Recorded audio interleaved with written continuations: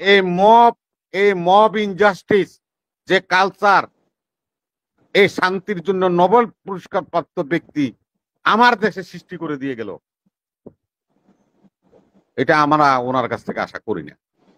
96-তে যখন হাসিনা ক্ষমতা আসলো, তখন উনি গ্রামীণ ফোনকে লাইসেন্স দিয়েছেন এবং এই গ্রামীণ ফোনের কার্যক্রম পরিচালনার জন্য উনি 400 কোটি টাকা ব্যাংক থেকে লোনও দিয়েছেন গ্রামীণ ফোন কোম্পানি। তারপরে ওনার সাথে ভাই বোনের সম্পর্ক কেন তিক্ততা হয়েছে আমরা জানি না। এ হাসিনা ওনার মতো একজন বয়োজ্যেষ্ঠ মানুষে কোর্ট কাছারিতে লেফট রাইট করেছে। বাংলাদেশ জঙ্গি রাষ্ট্র হওয়ার দ্বার প্রান্তে। হেডলাইন করছে ওয়াশিংটন পোস্ট যে ইউনূস সাহেব পশ্চিমাদের দ্বারা গঠিত একজন সরকার, পশ্চিমারা জঙ্গি নাম শুনলে 3 গ্লাস করে পানি খায়। আর এই রাষ্ট্রটা তারা স্পেসিফিক বলেছে যে রাষ্ট্রটা জঙ্গি রাষ্ট্র হওয়ার দ্বার প্রান্তে। নির্বাচন নিয়ে বিএনপি আজকে কথা বলে না তো, যখন ভাই আমাদের সাথে বিএনপি করতো তখনও বিএনপি নির্বাচনের কথা বলতো। প্রিভিয়াস মনে রাখে না, এই জন্য মুশকিল। আমি আর তর্কে যেতে চাই না।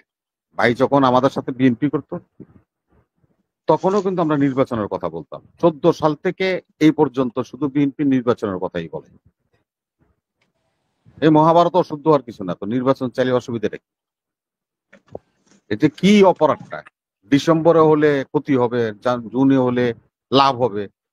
তো জুনে হলে লাভ হলে তো আপনি রোড ম্যাপ দেন। উনি তো যে বললো যে ওনারা একটা কম্পাস ধরাই দেয় আর একটা ম্যাপ ধরাই দেয়, তা আপনি আমাকে একটা কম্পাস আর ম্যাপ ধরাই দেন, তাহলে তার চিল্লি বন্ধ হয়ে যায়। এটাতে অসুবিধাটা কি? এই প্রশ্নটা তো কেউ করে না। আপনারা বললেন একটা দলে নির্বাচন চাই, উনি জাপানে বলছেন। জাপানে যখন নাকি উনি শিববন পত্রিকার সাথে সাক্ষাৎকার দিয়েছিলেন, ওনাকে প্রশ্ন করেছিল যে ডিসেম্বরের নির্বাচন দিলে অসুবিধা কি? তখন উনি বলছেন, আজকের কালের পন্টের হেডলাইন আছে, দেখেন ওইটা দেখেন। উনি বলছেন যে আমাদের ছাত্ররা যারা আন্দোলনে ছিল তারা একটা নতুন দল করেছে, তাদেরকে সংগঠিত হতে কিছু সময়ের দরকার বিধায় আমরা জুনে নির্বাচন করতে চাই। স্টেট বলছো তো, রোড ম্যাপ দিছে না উনি? ওই তো জাপানে বসে রোড ম্যাপ দিচ্ছে। এখন আপনি বলবেন আমরা সারা জীবন সংগ্রাম করলাম নিরপেক্ষ একটা সরকার, তত্ত্বাবধায়ক সরকার বাতিল হওয়ার পরে আমরা নিরপেক্ষ লোক বুঝেই তো একজন বিশ্ববরণ্য ব্যক্তিকে আমরা চুজ করেছিলাম, এখানে নিয়ে আসছিলাম।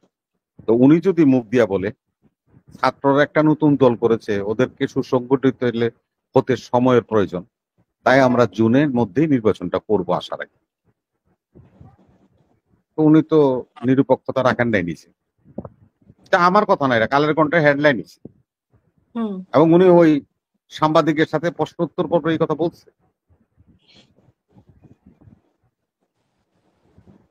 এখন আমি জানি না বিষয়টা কে কিভাবে হ্যান্ডেলিং করে। উনি হলো শান্তিতে নোবেল পাইছে, উনি অর্থনীতিতে নোবেল পান নাই, উনি শান্তিতে নোবেল পেয়েছেন। উনি হলো সব জায়গায় শান্তি প্রতিষ্ঠা করতে পারবেন বলে শান্তিতে ওনার নোবেল পুরস্কার দেওয়া হয়েছে। ওনার নিজের ঘরেই শান্তি নেই। ওনার যারা নাকি শান্তি তো নষ্ট করেছে বিএনপি, উনি যেটা বলেছে।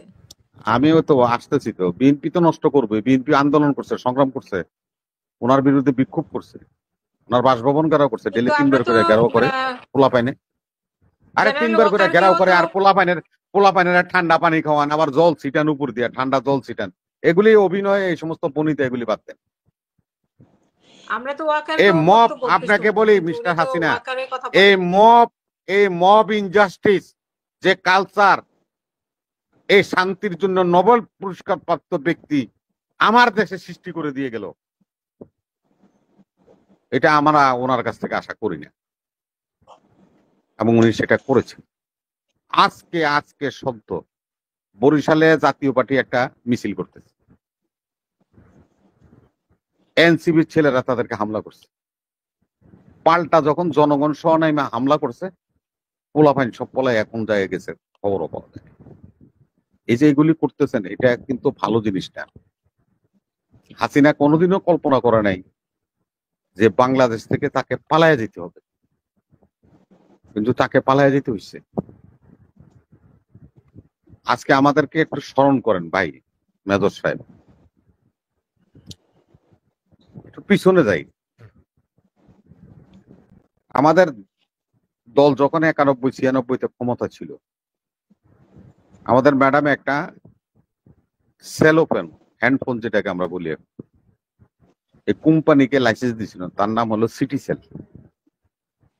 একমাত্র কোম্পানি মনোপলি ব্যবসা করেছে।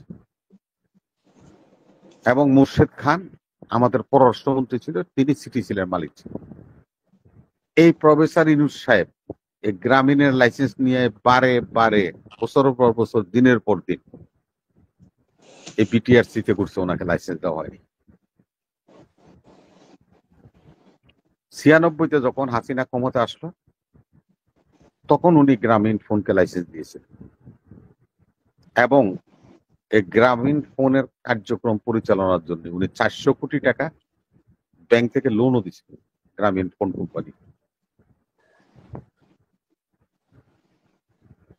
তারপরে ওনার সাথে ভাই বোনের সম্পর্ক কেন তিক্ততা হয়েছে আমরা জানি না।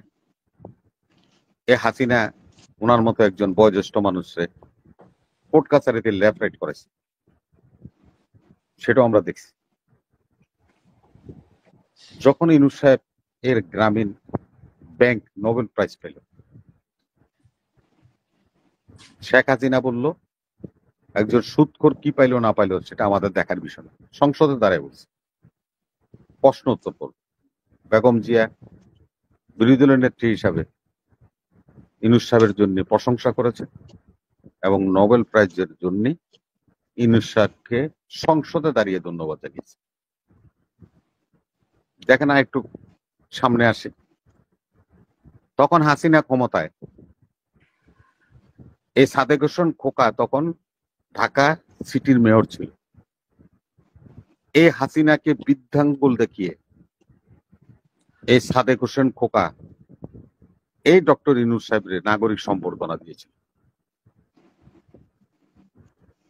যেমন উনি লাইসেন্স পাইছিল গ্রামীণ ব্যাংকের, গ্রামীণ টেলিকমের, যার কাছ থেকে তারে মনে রাখে নাই। আবার যারা তাকে নাগরিক সম্বর্ধনা দিল, সংসদে দাঁড়িয়ে প্রশংসা করলো, তাদের কথা ওনার মনে নাই। বয়সের বারে হয়তো বা উনি এগুলো ভুলে যেতেছেন।